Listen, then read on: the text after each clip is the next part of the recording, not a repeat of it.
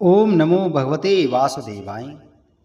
प्रिय भक्तगणों, आज की कथा में हम भगवान श्री विष्णु का ध्यान करते हुए श्री गजेंद्र मोक्ष की कथा का श्रवण करेंगे। कहते हैं, अगर प्रतिदिन श्री गजेंद्र मोक्ष का पाठ किया जाए या श्रवण किया जाए तो व्यक्ति के समस्त पाप नष्ट हो जाते हैं और समस्त कार्यों में सिद्धि प्राप्त होती है। अगर आपके ऊपर किसी भी प्रकार का कर्ज है या आपके जीवन में कोई कष्ट है तो आपको प्रतिदिन श्री गजेंद्र मोक्ष की कथा का श्रवण जरूर करना चाहिए। भगवान श्री विष्णु के आशीर्वाद से मनुष्य के पाप भस्म हो जाते हैं और जो भी संकट हैं वह दूर हो जाते हैं। भगवान श्री विष्णु का विशेष आशीर्वाद प्राप्त होता है जिससे मनुष्य के जीवन में कभी कोई कष्ट नहीं आता। तो प्रिय भक्तजनों, आज की कथा में हम भगवान श्री विष्णु का ध्यान करते हुए श्री गजेंद्र मोक्ष की कथा का श्रवण करेंगे। आप सभी भक्तजन भगवान श्री विष्णु का ध्यान करते हुए प्रतिदिन सुबह के समय पर स्नान आदि करने के बाद में इस कथा का श्रवण जरूर करें। आपके जीवन में कभी अमंगल नहीं आएगा और आपके जीवन में सदा मंगल ही मंगल होगा। बोलो विष्णु भगवान की जय। एक बार गजराज, गज जिसे हाथी को गज कहा जाता है, हाथी पानी पीने की इच्छा से तालाब में उतरा था। जो पिछले जन्म में एक मगर जो पिछले जन्म में इसका दुश्मन था, वह इस जन्म में उस दुश्मनी को याद करके पानी में रहता था।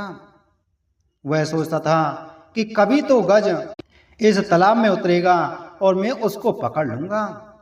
जैसे ही वह गज पानी पीने की इच्छा से तालाब में उतरा तो उस मगरमच्छ ने उसका पांव पकड़ लिया।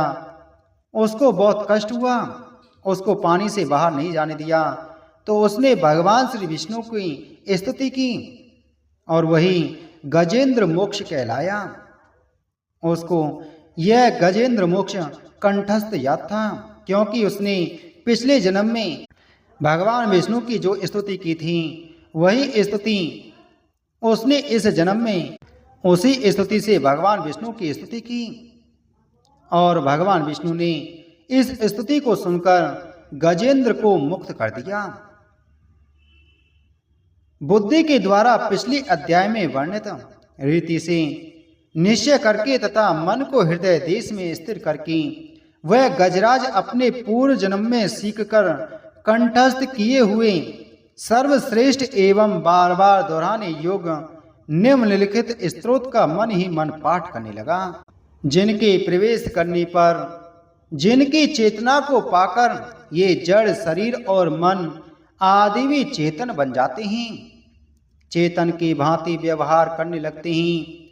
ओम शब्द के द्वारा लक्षित तथा संपूर्ण शरीरों में प्रकृति एवं पुरुष रूप से प्रविष्ट हुए उन सर्व समर्थ परमेश्वर को हम मन ही मन नमन करते हैं, जिसके सहारे यह विश्व टिका है, जिनसे यह निकला है, जिन्होंने इसकी रचना की है और जो स्वयं ही इसके रूप में प्रकट हैं, फिर भी जो इस दृश्य जगत से एवं उसकी कारणभूता प्रकृति से सर्वथा परे विलक्षण एवं श्रेष्ठ हैं। उन अपने आप बिना किसी कारण के बने हुए भगवान की मैं शरण लेता हूँ। अपनी संकल्प शक्ति के द्वारा अपने ही स्वरूप में रचे हुए और इसलिए सृष्टि काल में प्रकट और प्रलय काल में उसी प्रकार अप्रकट रहने वाले इस शास्त्र प्रसिद्ध कार्य कारण रूप जगत को जो अकुंठित दृष्टि होने के कारण साक्षी रूप से देखते रहते हैं, उनसे लिप्त नहीं होते, वे चक्षु आदि प्रकाशकों के भी परम प्रकाशक प्रभु मेरी रक्षा करें। समय के प्रवाह से संपूर्ण लोकों के एवं ब्रह्मा आदि लोकपालों के पंचभूतों में प्रवेश कर जाने पर तथा पंचभूतों से लेकर महतत्व पर्यंत संपूर्ण कारणों के उनकी परम कारण रूपा प्रकृति में लीन हो जाने पर उस समय दुर्जय तथा अपार अंधकार रूप प्रकृति ही बच रही थी। उस अंधकार के परे अपने परम धाम में जो सर्वव्यापक भगवान सब ओर प्रकाशित रहते हैं, वे प्रभु मेरी रक्षा करें। भिन्न भिन्न रूपों में नाट्य करने वाली अभिनेता के वास्तविक स्वरूप को जिस प्रकार साधारण दर्शक नहीं जान पाते, उसी प्रकार सत्व प्रधान देवता अथवा ऋषि भी जिनके स्वरूप को नहीं जानते, फिर दूसरा साधारण जीव तो कौन जान अथवा वर्णन कर सकता है। वे दुर्गम चरित्र वाले प्रभु मेरी रक्षा करें।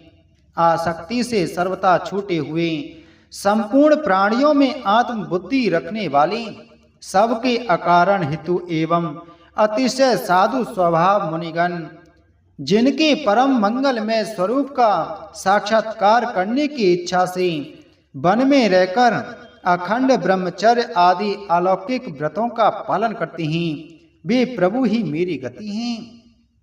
जिनका हमारी तरह कर्मवश ना तो जन्म होता है और ना जिनके द्वारा अहंकार प्रेरित कर्म ही होते हैं, जिनके निर्गुण स्वरूप का ना तो कोई नाम है ना रूप ही, फिर भी जो समयानुसार जगत की सृष्टि एवं प्रलय संहार के लिए स्वेच्छा से जन्म आदि को स्वीकार करते हैं, उन अनंत शक्ति संपन्न पर ब्रह्म परमेश्वर को नमस्कार है। उन प्राकृतिक आकार रहित एवं अनेकों आकार वाले अद्भुत कर्मा भगवान को बार बार नमस्कार है। स्वयं प्रकाश एवं सबके साक्षी परमात्मा को नमस्कार है। उन प्रभु को जो मन वाणी एवं चित्त वृत्तियों से भी सर्वथा परे हैं, बार बार नमस्कार है। विवेकी पुरुष के द्वारा सत्व गुण विशिष्ट निवृत्ति धर्म के आचरण से प्राप्त होने योग्य मोक्ष सुख के देने वाले तथा मोक्ष सुख की अनुभूति रूप प्रभु को नमस्कार है। सत्व गुण को स्वीकार करके, शांत रजो गुण को स्वीकार करके, घोर एवं तमो गुण को स्वीकार करके, मूढ़ से प्रतीत होने वाली वेद रहित एत एव सदा समभास से स्थित ज्ञान घन प्रभु को नमस्कार है। शरीर इंद्रिय आदि के समुदाय रूप संपूर्ण पिंडों के ज्ञाता, सबके स्वामी एवं साक्षी रूप आपको नमस्कार है। सबके अंतर्यामी, प्रकृति के भी परम कारण किंतु स्वयं कारण रहित प्रभु को नमस्कार है। संपूर्ण इंद्रियों एवं उनके विषयों के ज्ञाता, समस्त प्रतीतियों के कारण रूप संपूर्ण जड़ प्रपंच एवं सबकी मूलभूता अविद्या के द्वारा सूचित होने वाली तथा संपूर्ण विषयों में अविद्या रूप से भासने वाली आपको नमस्कार है। सबके कारण किंतु स्वयं कारण रहित तथा कारण होने पर भी परिणाम रहित होने के कारण अन्य कारणों से विलक्षण कारण आपको बारंबार नमस्कार है। संपूर्ण वेदों एवं शास्त्रों के परम तात्पर्य, मोक्ष रूप एवं श्रेष्ठ पुरुषों की परम गति भगवान को नमस्कार है। जो त्रिगुण रूप काष्ठों में छिपे हुए ज्ञान में अग्नि हैं, उक्त गुणों में हलचल होने पर जिनके मन में सृष्टि रचने की ब्रह्मवृत्ति जागृत हो जाती है तथा आत्म तत्व की भावना के द्वारा विधि निषेध रूप शास्त्र से ऊपर उठे हुए ज्ञानी महात्माओं में जो स्वयं प्रकाशित रहते हैं, उन प्रभु को मैं नमस्कार करता हूँ। मुझ जैसे शरणागत पशु तुल्य अविद्याग्रस्त जीव की अविद्या रूप फांसी को सदा के लिए पूर्ण रूप से काट देने वाली, अत्यधिक दयालु एवं दया करने में कभी आलस्य न करने वाली नित्य मुक्त प्रभु को नमस्कार है। अपने अंश से संपूर्ण जीवों के मन में अंतर्यामी रूप से प्रकट रहने वाली सर्वनियंता अनंत परमात्मा आपको नमस्कार है। शरीर, पुत्र, मित्र, घर, संपत्ति एवं कुटुंबियों में आसक्त लोगों के द्वारा कठिनता से प्राप्त होने वाली तथा मुक्त पुरुषों के द्वारा अपने हृदय में निरंतर चिंतित ज्ञान स्वरूप सर्व समर्थ भगवान को नमस्कार है। जिन्हें धर्म, अभिलषित भोग, धन एवं मोक्ष की कामना से भजने वाले लोग अपनी मनचाही गति पा लेते हैं, अपितु जो उन्हें अन्य प्रकार के अयाचित भोग एवं अविनाशी पार्षद शरीर भी देते हैं, वे अतिशय दयालु प्रभु मुझे इस विपत्ति से सदा के लिए उबाल लें। जिनके अनन्य भक्त जो वस्तुतः एकमात्र उन भगवान के ही शरण हैं, धर्म, अर्थ आदि किसी भी पदार्थ को नहीं चाहते, अब तो उन्हीं के परम मंगलमय एवं अत्यंत विलक्षण चरित्रों का गान करते हुए आनंद के समुद्र में गोते लगाते रहते हैं। उन अविनाशी, सर्वव्यापक, सर्वश्रेष्ठ ब्रह्मा आदि के भी नियामक अभक्तों के लिए अप्रकट होने पर भी भक्ति योग द्वारा प्राप्त करने योग्य, अत्यंत निकट होने पर भी माया के आवरण के कारण अत्यंत दूर प्रतीत होने वाली, इंद्रियों के द्वारा अगम्य तथा अत्यंत दुर्विज्ञ, अंतररहित, किंतु सबके आदि कारण एवं सब ओर से परिपूर्ण उन भगवान की मैं स्तुति करता हूँ। ब्रह्मा आदि समस्त देवता, चारों वेद तथा संपूर्ण चराचर जीव नाम और आकृति के भेद से जिनके अत्यंत क्षुद्र अंश के द्वारा रचे गए हैं, जिस प्रकार प्रज्वलित अग्नि से लपटें तथा सूर्य से किरणें बार बार निकलती हैं और पुनः अपने कारण में लीन हो जाती हैं, उसी प्रकार बुद्धि, मन, इंद्रियों और नाना योनियों के शरीर, यह गुण में प्रपंच जिन स्वयं प्रकाश परमात्मा से प्रकट होता है और पुनः उन्हीं में लीन हो जाता है, वे भगवान वास्तव में ना तो देवता हैं, न असुर, न मनुष्य हैं, न त्रियक, मनुष्य से नीचे पशु पक्षी आदि किसी योनि के प्राणी हैं, न वे स्त्री हैं, न पुरुष और न नपुंसक ही हैं, न वे ऐसे कोई जीव हैं जिनका इन तीनों ही श्रेणियों में समावेश न हो सके। न वे गुण हैं, न कर्म, न कार्य हैं, न तो कारण ही। सबका निषेध हो जाने पर जो कुछ बच रहता है वही उनका स्वरूप है और वे ही सब कुछ हैं। ऐसे भगवान मेरे उद्धार के लिए आविर्भूत हों। मैं इस ग्रह के चंगुल से छूटकर जीवित रहना नहीं चाहता, क्योंकि भीतर और बाहर सब ओर से अज्ञान के द्वारा ढके हुए इस हाथी के शरीर से मुझे क्या लेना है। मैं तो आत्मा के प्रकाश को ढक देने वाली उस अज्ञान की निवृत्ति चाहता हूँ, जिसका काल क्रम से अपने आप नाश नहीं होता, अपितु भगवान की दया से अथवा ज्ञान के उदय से होता है।